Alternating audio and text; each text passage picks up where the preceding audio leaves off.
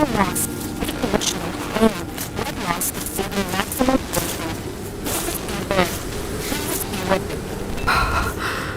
wound is too deep, and bleeding can't be stopped.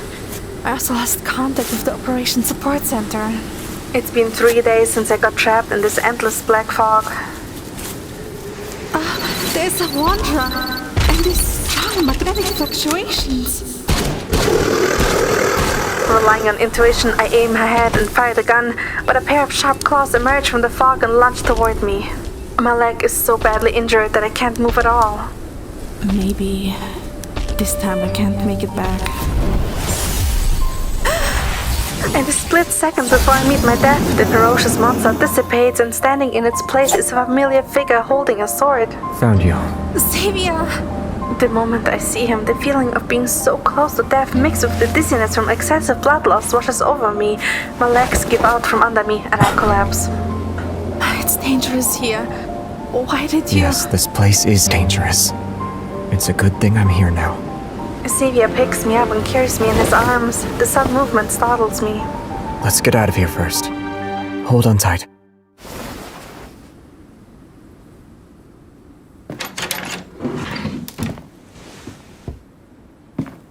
The safe house is abandoned. But luckily for us, we can still use some of the supplies. It's best to stay here till the fog clears. After scouting the safe house, Xavier heads for the door. My exhaustion has left me weakened. I can't help but call out to him. Wait! Where are you going?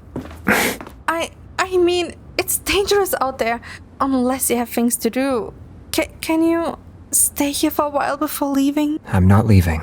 Your wound needs to be tended to immediately.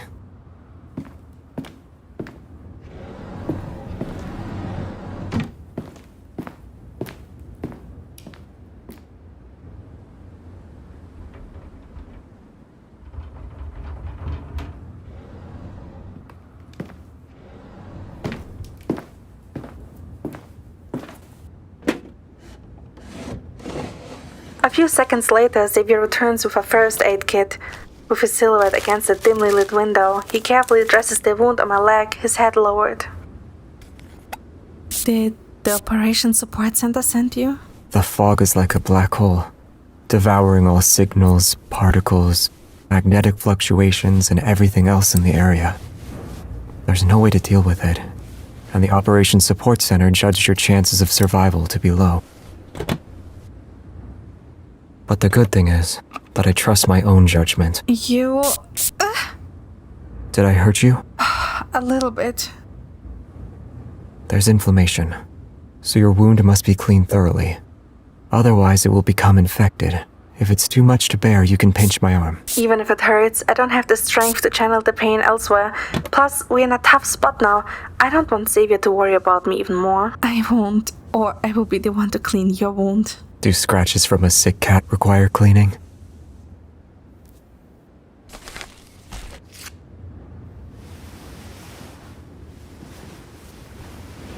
The bleeding has stopped for now. Don't move or else the wound will open up again. As he speaks, he ties an unattractive bow with the bandage. The church bells are ringing again. It's the 4th day. Suddenly, Xavier's eyes narrow and he takes out his light shield to protect me. Be careful. The fog is here. As we speak, the strange black fog seeps in from every crack in the doors and windows. The light shield quickly disappears in the darkness. The church bells. Wait for me here. I'll be back soon. No, I'm going with you. Instinctively sensing danger, I immediately try to get up and follow him, but I lose my balance because of my wound. Xavier holds my arm and his brow furrows at the touch of my skin. Do you have a fever?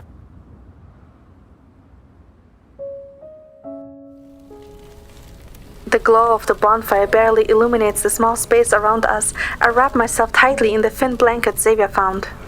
It seems accidents happen every time I run into you in the no-hunt zone. It's not my fault. Don't worry.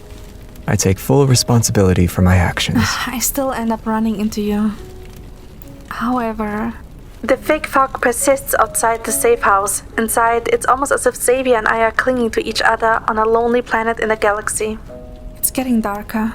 The Operations Support Center must have given up on me. There's no need to worry about it now. Get some rest. We'll think of a way out of this when you wake up. Do you know of a way out of this? There are two options. If you feel better after resting, I'll head into the fog and see what's causing this strange phenomenon. Otherwise, I'll wait until you do feel better. Then I'll leave. Or I could just go with you. Meeting Xavier's gaze, I make my choice without hesitation. This is also my mission. All missions have been cancelled. But I want to be with you. Get some rest then. We don't have much time. I can't sleep sitting up. After hesitating for a moment, Xavier moves behind me and gently pulls me into his warm embrace. Close your eyes. It's not comfy enough.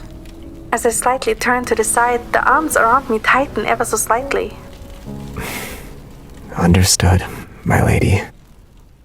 Maybe it's because I have Xavier by my side that I sleep well through the night. It's still pitch dark outside when I wake up. Together, we'll leave the safe house. It's too dark here.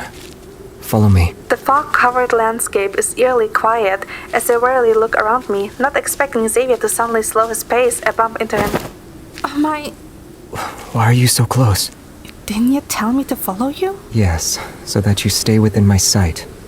If you're too close, you will interfere with my judgment. Got it. Don't be too far away, though. Xavier, where are we? A place where a strange occurrence can appear anytime. Before I can ask, Xavier suddenly covers my eyes with his hand, plunging me deeper into darkness. What is it? There's light ahead. It's too bright for your eyes. Give them a few seconds to adjust.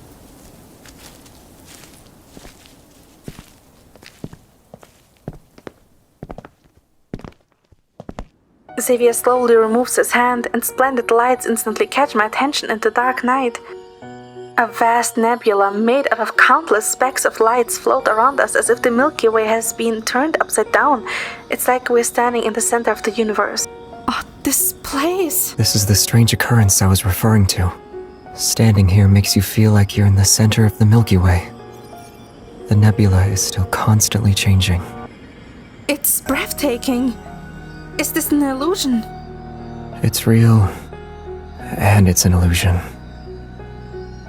When Wanderers appeared more than a decade ago, the protofield they left behind created this mirage.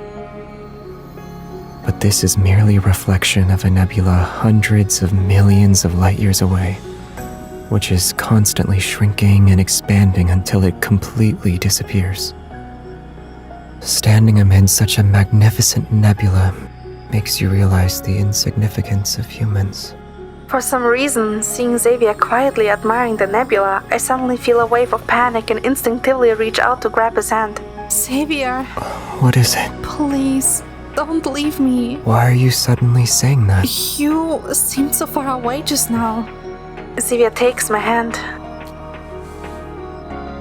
I won't leave because you're here. No matter how far apart we are, we're actually very close to each other, given the vastness of the universe we reside in. Suddenly, the stars shift and a huge shadow appears out of nowhere. It lunges toward me. Watch out! In a split second, Xavier pulls me behind him and raises his sword to block the Wanderer's well-calculated blow. We found our culprit. The collision sends out shockwaves. The ground quickly begins to shake along with the church. It's trying to trap us! The church is collapsing! An invisible force weighs heavily down on us. Countless blades of light try to cut through the black fog, but rubble keeps falling down from above. Xavier lets out a grunt and a cut appears on his face. The church is being devoured by energy, and our evil are being suppressed. The black fog swirls around Xavier, and the wind turns his figure into a blur. For a moment, I think he's about to disappear into the darkness. Xavier, I will hold on the Wanderer. You have to get out. Hurry! My strength finally fails me. I fall to the ground, but suddenly the knife-like wind blowing around me is partially blocked. I will, but not now. Another stone pillar collapses with a loud thud and darkness engulfs us.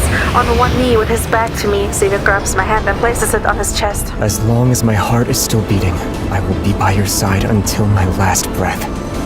A blinding light spills out from our intertwined hands and silences the noise around us. I lean against Xavier's back, feeling his heart pound in unison with mine. The wind gradually subsides. I open my eyes to see the approaching group of wanderers turn into dust in the brilliant light. Flowers that have wilted bloom amidst the debris. The wanderers are disappearing. The ruined church looks desolate yet sacred in the moonlight. As I stand up, countless specks of light around me float into the sky. Yes, they will dissipate into energy. That's what happens to them. The blade in his hand fades. Standing in the breeze, Xavier stares at the meteor shower in the distance. Like them, humans will eventually turn into dust, each becoming an insignificant atom in the universe. From the stars, we rise. To the stars, we fall. In the cosmos, a romantic ending awaits humans.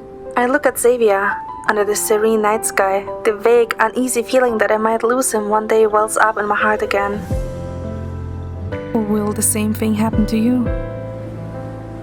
Yes. Xavier's voice is soft as the wind sweeps through the church. Atoms can never be destroyed. One day, we will meet under the stars again.